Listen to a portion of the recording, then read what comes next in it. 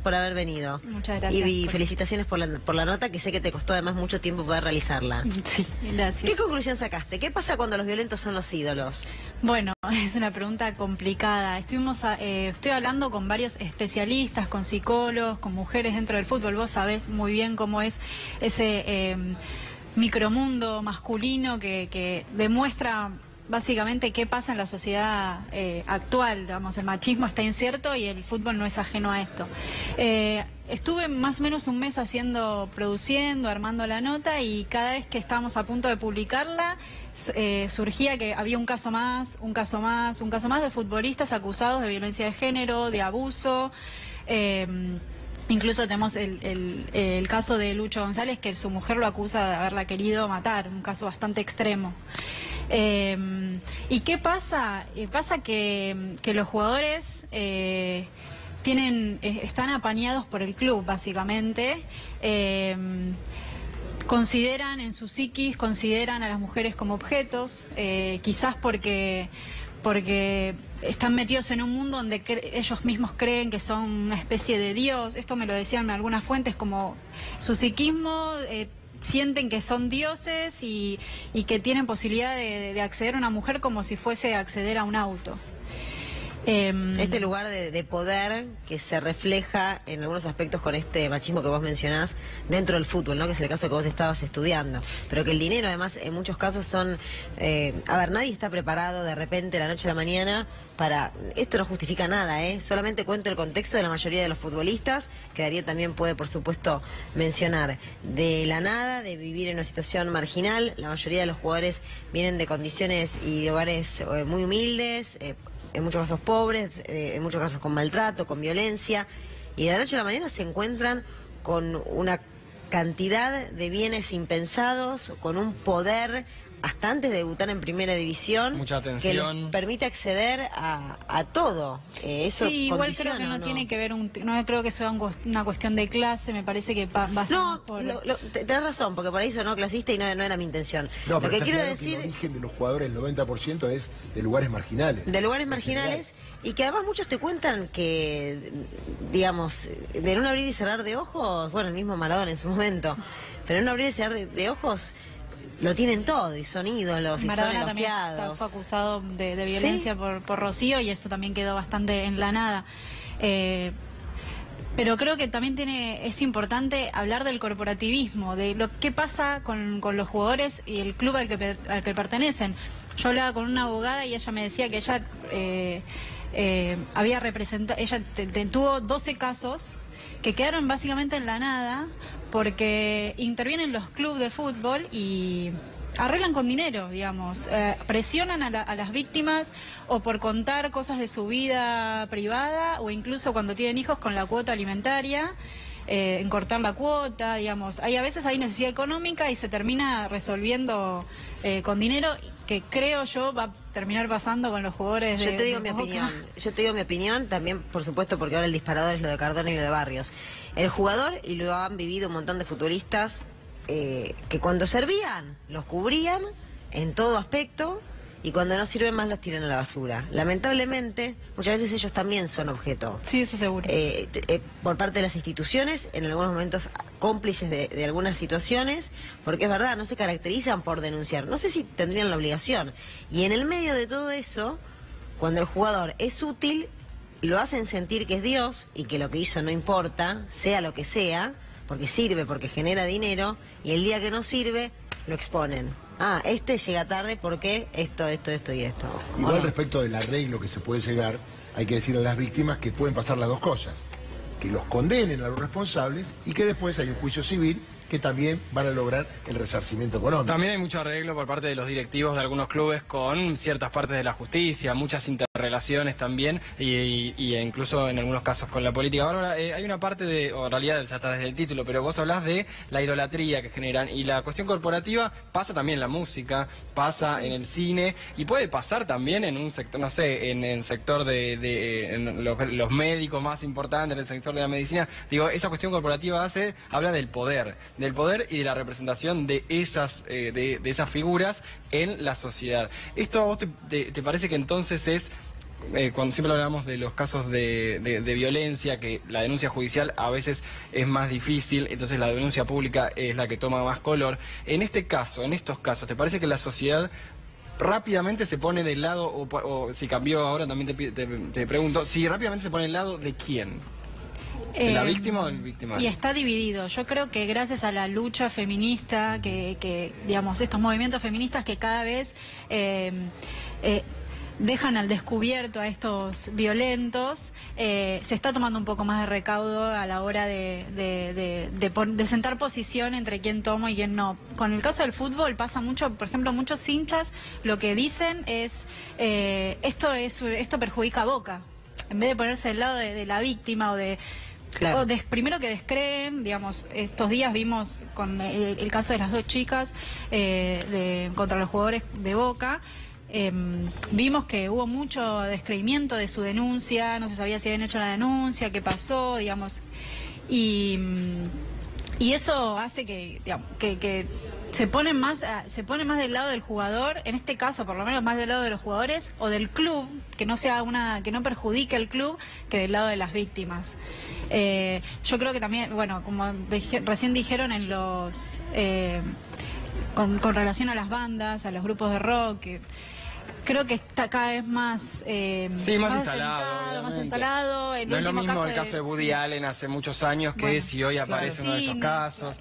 Ahora, Bárbara, la cantidad importante de casos que relatás en esta excelente nota que les volvemos a recomendar de Minuto 1, muchos casos, hasta ahora todos los que yo leí, son parejas de los victimarios. Es decir, son las menos el de Jonathan Fabro que mencionás, que es... Y el de los 2 chicos de Boca, que son, sí. Bueno, obviamente esta novedad, que no eran parejas. En esos, ¿qué es lo que pudiste ver en el análisis de cómo se daban esas parejas, esa relación? Porque evidentemente es una relación que ya es bastante nociva desde el vamos.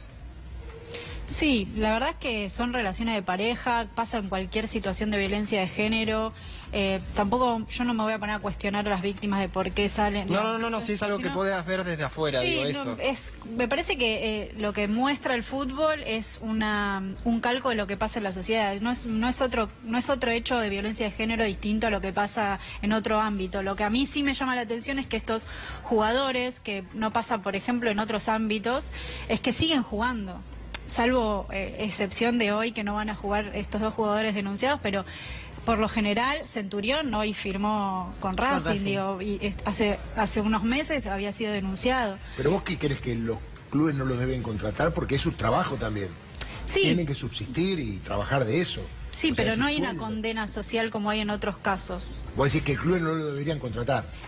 Jonathan Fabro estaba denunciado por abuso sexual y la denuncia fue el año pasado, sí.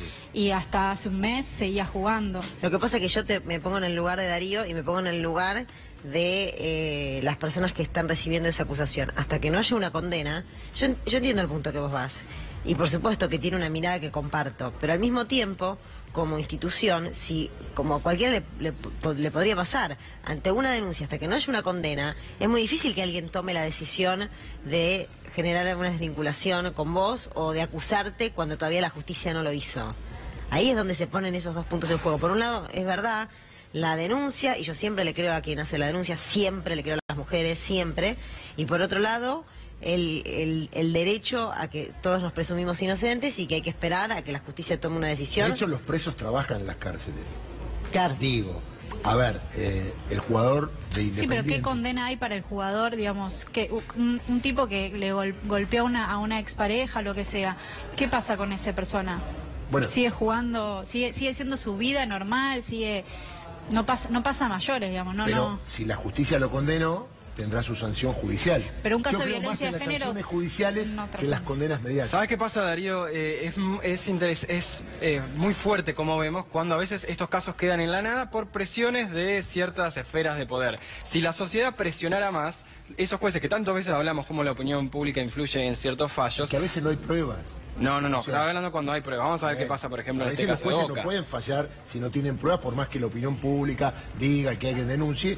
Hay dos No, pero personas. incluso si fuese condenable, hay muchas, digo, en términos de evidencias, muchas veces que, no estoy hablando de estos casos, en general, la opinión pública juega un papel importantísimo. Pero ¿sabes lo interesante de Bárbara? Me estaba poniendo a pensar en esas situaciones donde estos jugadores acusados, o hasta con testigos y testimonios muy fuertes, por ahí van, juegan y no reciben, pensando en esta condena Repudio, social, decís vos. no reciben un repudio, una silbatina, una muestra de enfrentamiento hacia la actitud que tuvo ese jugador. En cambio, muchos jugadores, esto tiene que ver con la génesis del fútbol o con su propia lógica, a veces difícil de comprender, que han sufrido algún accidente u otra cosa, se utiliza eso para agraviarlo, ¿se entiende? Pero nunca se utiliza para distanciarse de una situación que uno no comparte. O hablemos de la condena a Maxi López y con el caso de Wanda Nara, digamos. La riña entre los jugadores por una mujer fue como... Ahí la opinión pública salió a hablar un montón sobre... Entonces, Eso sí, eso es verdad. Igual lo que hay que reconocer que el tiempo ha cambiado y está un poco más visualizado el tema, porque acá en la Argentina, vos sos muy chica, hace mucho tiempo hubo un técnico de fútbol que fue condenado por violación y que estuvo detenido y que cuando salió a la cancha fue ovacionado por su hinchada y reivindicando el hecho que había cometido. Esto pasó sí, hace claro. más de 20 años. El Bambino Veira. Y El Bambino la Veira, y opinión sigue, medio que sigue pasando. Los medios y la opinión pública lo protegieron. Claro. Algo que ahora no está Que ahora no sucediendo ocurre, con la en persona ese que- crecimiento que hubo Exactamente. el último tiempo. Y por ejemplo, vos pusiste diferentes situaciones y distintos casos, como recién mencionaba Darío, el de Jonathan Fabro, denunciado por un familiar, una niña, que lo denuncia por violación, con un testimonio desgarrador, porque he leído parte de esa denuncia. Y ni siquiera su propia mujer podía, digamos, creía todo lo que estaba pasando, ¿no? A ese nivel llega muchas veces la negación. Pero por ejemplo, acá contás un caso de Mauro Zárate, si querés más de color a todo lo que estamos mencionando. Pero quiero que escuches, antes de hablar de esto, lo que dijo Carlos Tevez, que escuchamos todos hace algunos días cuando dio una entrevista, habló de todo, pero también hizo un comentario muy polémico. Escuchalo. Los chicos pueden saber de dónde viene el papá, lo pueden entender. Saber lo pueden saber. ¿Lo entienden? Lito. No sé cuánto tiene ya Lito. Sí, pero a Lito yo lo llevo al barrio conmigo. ¿Y?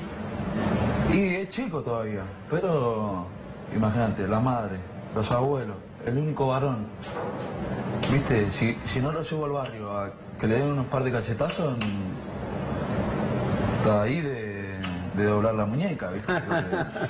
Sí, no, de ser frágil ante la adversidad. Entonces lo llevo al barrio para que se haga con los pibes de ahí, viste, que se haga jugar a la pelota, viste, ¿no?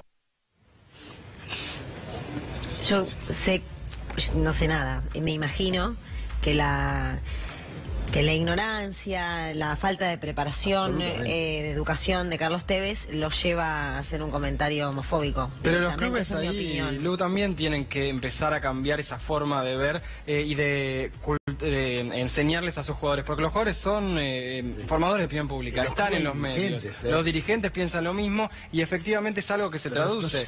No salieron de Harvard los dirigentes, ¿eh? No importa, pero eso- Salieron de la popular, ¿eh? Sí, tal vez. Te lo digo así nomás. Sí, ¿eh? Igual es obviamente. bien de tu época, Darío, perdón que te A ver. tilde de un señor un A ver, poquito yo fui mayor. vicepresidente y salí de la popular.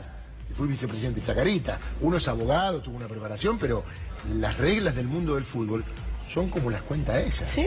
Al club le interesa ganar. Bueno, pero esta idea de que el Y fútbol es de recaudar plata, machos... no le interesa otra cosa. Pero te digo, si en Boca y relación a lo River de jugarían la Tevez. final mañana de un campeonato, te puedo asegurar que Gardón y Barrio juegan. Pero te lo firmo, por supuesto. Escuchame, Para estar el caso- tan separados hasta el día lunes, digamos, si es momentáneo a partir de un escándalo que surgió. Después te pongo la firma que los jugadores, excepto que la justicia los encuentre culpables, van a seguir jugando en Pero los van a Boca, encontrar culpables dentro de mucho Bueno. tiempo. No, y la realidad es que también hay muchos casos de violencia de género que son violencia física, golpes o maltratos o incluso insultos que no llegan a ningún lado. O sea, no avanza judicialmente.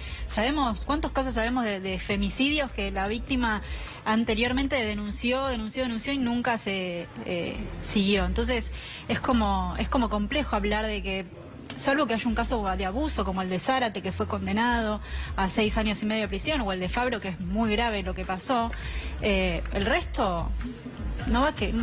Vos sabés muy bien, va a quedar en la nada. Lo que pasa es que, te repito, en un delitos de alcoba, como se llaman esto, porque son en intimidad, es la palabra de uno contra la palabra de otro. Y ahí queda la amplitud del juez, los informes psicológicos de la víctima, informes psicológicos del victimario, y el juez se tiene que jugar sobre el principio de inocencia, es decir, yo creo lo que dice esta mujer por estas pruebas. Y a veces los jueces, en caso de duda, lo dice el código, tienen que estar a favor del reo. El reo sería el victimario. Y ahí está la cuestión. Pero creo que en los últimos años ha cambiado, porque ya hay muchas más denuncias, está el tema de la perimetral. Tampoco se puede estar controlando a todos los hombres, que son muchos, que no vuelvan a la casa de la mujer porque le van a hacer daño. Debería ser así. Yo quiero volver al caso Tevez. Quiero volver al caso Tevez que recién escuchábamos. Quiero saber la opinión, la tuya, Bárbara, en ese comentario que hizo, intentando ser gracioso y demás. Conocemos todos los cantos de los hinchas que hacen los chistes homofóbicos, digamos. Son así, digamos. Es la expresión de eso, básicamente.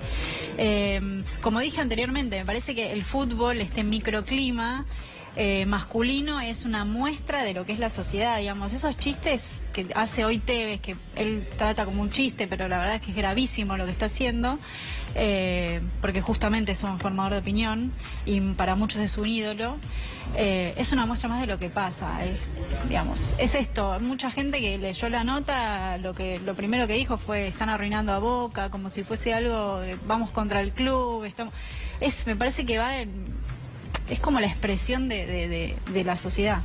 En ese sentido, por eso cuando se habla de cómo los clubes tienen que interrelacionarse o cómo tienen que empezar a actuar con la justicia, también lo tienen que hacer mediáticamente porque son parte de las formaciones de opinión pública y está mucho en eso. Obviamente es mucho más repudiado en la cancha un jugador de fútbol que se sabe un secreto de alcoba, me acuerdo un delantero que le hacían cantos también muy homofóbicos, y no alguien que astilló los dientes de su pareja. Y otro caso que vos mencionaste es el de Natalie Weber, que es la mujer de Mauro Zárate. Contó un poco la situación, que es lo que se dio en las redes sociales. ¿Y por qué lo tomaste aparte? Lo utilicé porque me llamó mucho la atención el comentario que hizo Mauro Zárate a una foto que publicó su esposa, donde ella se la ve que está mostrando su cuerpo y Mauro Zárate le responde: ¿qué haces, idiota?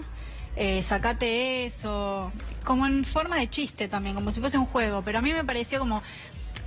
Es muy evidente hablar de violencia de género cuando hay golpes, pero lo verbal también es violencia, y a decirle idiota a cualquier persona es violento. Entonces está gestando lo mismo, se surge del mismo lado, digamos. Obviamente no es tan grave como golpear o abusar, pero la palabra también es violento. Entonces me gustó como también hacer una atención ahí, ¿no? Al respecto de ese caso. Gracias, Bárbara. Fútbol, machos y abusos. ¿Qué pasa cuando los violentos son los ídolos? Por Bárbara García Crespo, que está acá en la mesa. La volvemos a recomendar, de un tema que sin lugar a dudas seguiremos hablando y va a ser un tema fuerte en 2018. Violencia es mentir, dijo